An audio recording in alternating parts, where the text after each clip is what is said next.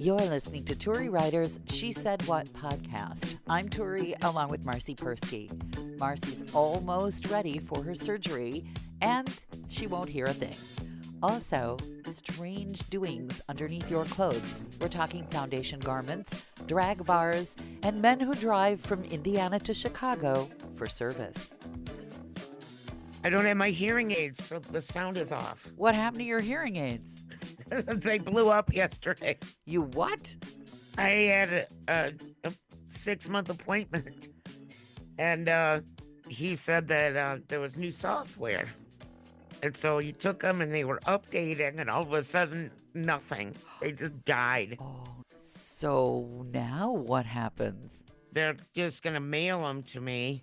So you're going to have hearing aids that are not exactly attuned while you're in the hospital where you really need to hear what the heck is going on. Yes. I kind of don't want to hear anything they have to say, to be honest. I was just thinking maybe it's better if you don't hear in the hospital, especially if you don't have a private room. Anyone who's ever been in the hospital in a shared room. My OB-GYN explained this to me after I had my firstborn. He said, "You're going to want to leave the hospital tomorrow." And I said, "Are you one of those doctors who throws everybody out immediately?" He said, "No, you're just going to want to." And after 10 hours with this woman in the bed next to me who wasn't quite sure who was the father of her kid, and there were a bunch of guys fighting over her, and she was blasting Wheel of Fortune as loud as it could go. And I just thought, get me out of here. And then I realized that my doctor was right. They don't have to force people to leave the hospital. They just have to give the Masterpiece Theater crowd folks who like Wheel of Fortune. As far as I know, it's going to be like 7 hours at the hospital, and they're going to spring me. Oh. Anyway. So your surgery's coming up. Surgery is imminent. And you don't have your hearing aids. Yeah. And you're going to go through it all without hearing anybody in the next bed cranking Wheel of Fortune. How bad is your hearing now? It's selective. It's totally selective. Ah. So get this.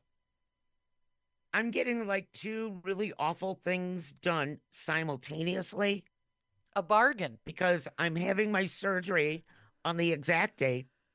On the exact date that's supposed to be our first big winter storm. Well, you won't have to shovel. So we don't shovel out here. No shoveling for anybody. Okay. That's why we have a great big giant dually truck that just mashes everything down. I'm all for mashing things down. That's the girdle school of living in the wilderness. Just stitch it up and mash it down. Exactly. Like a girdle, a giant girdle for a car.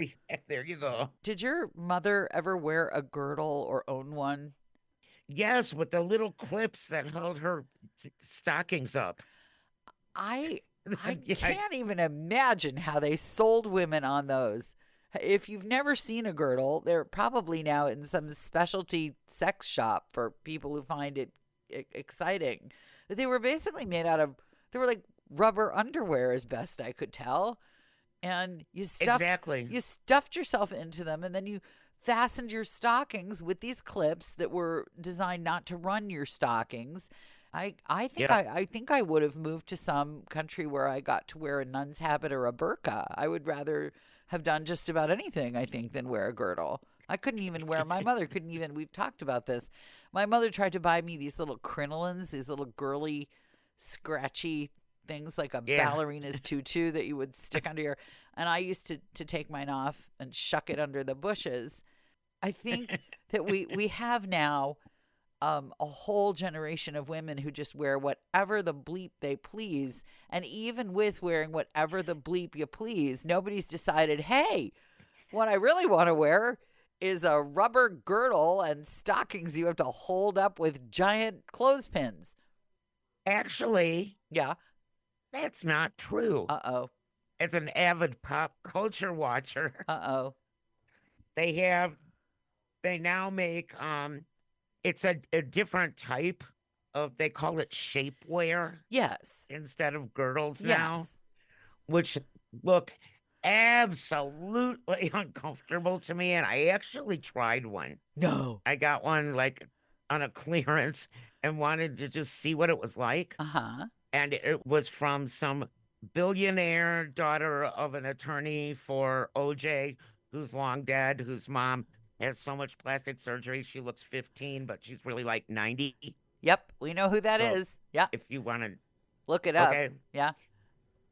Man, it was the most uncomfortable thing I have ever put on my body. First of all, the bottom part that goes on your behind immediately goes up your butt crack, That's if because I you've can got say no that. behind to hold it down. And I actually, because I think that I'm a giant person, I got the extra large. No, you're tiny, except for your front. It hurt so bad. It was so uncomfortable. It was the worst thing Even ever. an extra It was large? awful. Well, And they're super popular. but here's what's different It was about just them. really uncomfortable. Yeah. Here's what's different. The thing itself is a torture device, but you don't have to attach any other uncomfortable things to it, like stockings. It's just Well, it's just the pinnacle of discomfort all by itself.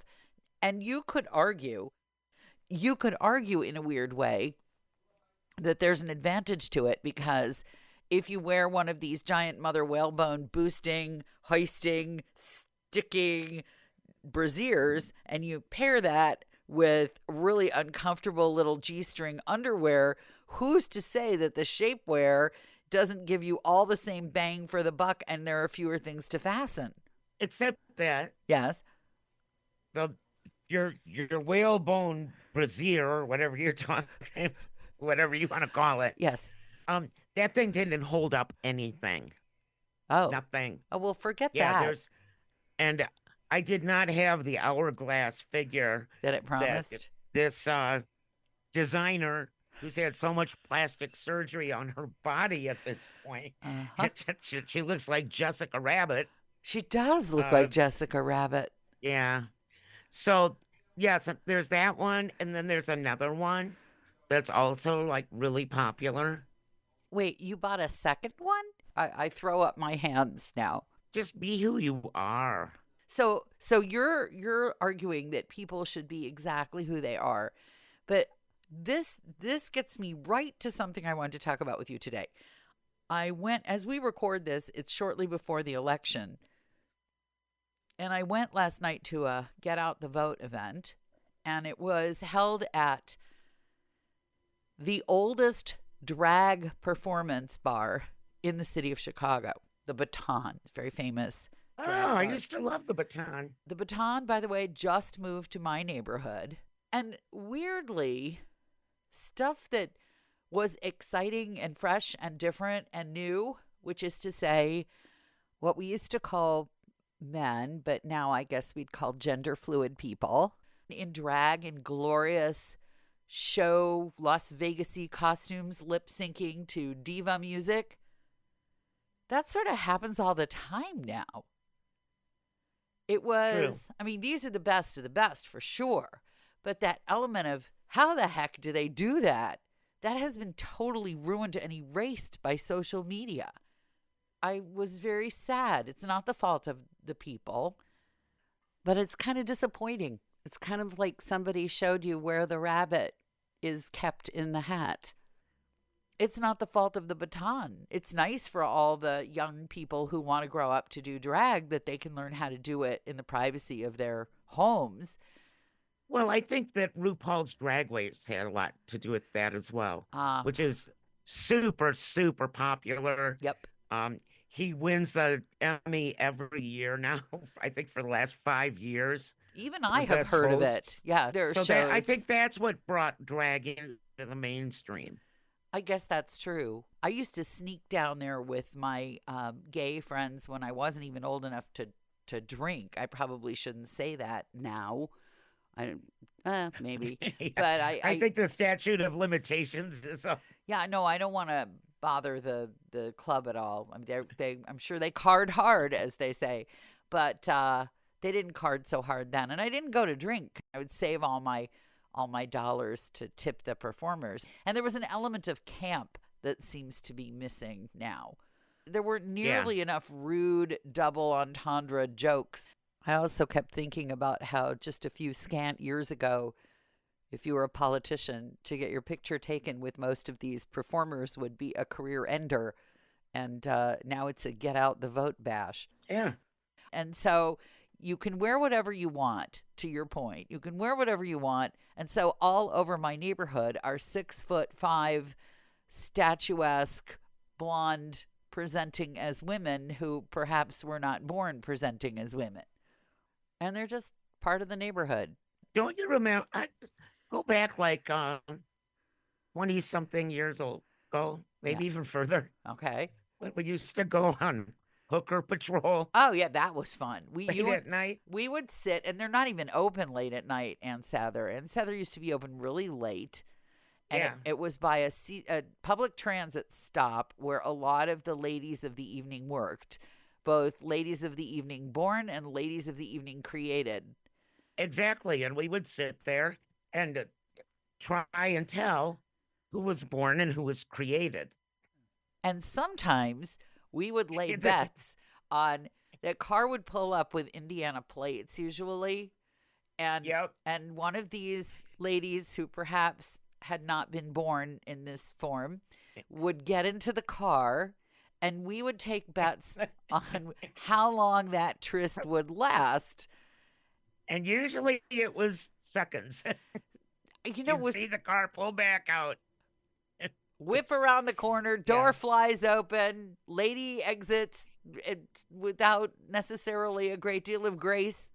But sometimes not.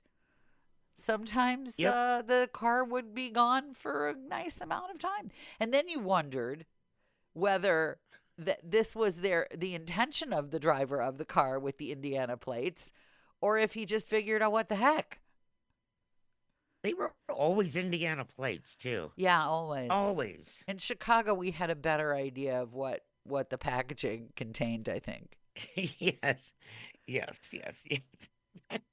How did we get on this? Well, because I just spent the whole evening last night admiring these lovely women, some of whom come off stage wearing the same type of attire that they wore on stage, minus a lot of glitter and feathers, and some of whom just maintain their persona, but in much more casual clothing. I guess I'm also complaining because there's just not much drama anymore when you know how the whole thing works. Here was one element of drama, though. There was one woman who she must be 6'4", and she had a big, tall headdress. And as she circulated through the crowd collecting tips, she had to keep moving the disco balls out of her way. Otherwise, they would have clonked her in the headdress. So I did kind of wonder if she'd forget to move one, and if maybe one of the taller politicians would get slonked in the head. You could spend a few minutes imagining what that headline would read. It was an experience. That's one thing you can say for sure about drag bars. It's always an experience.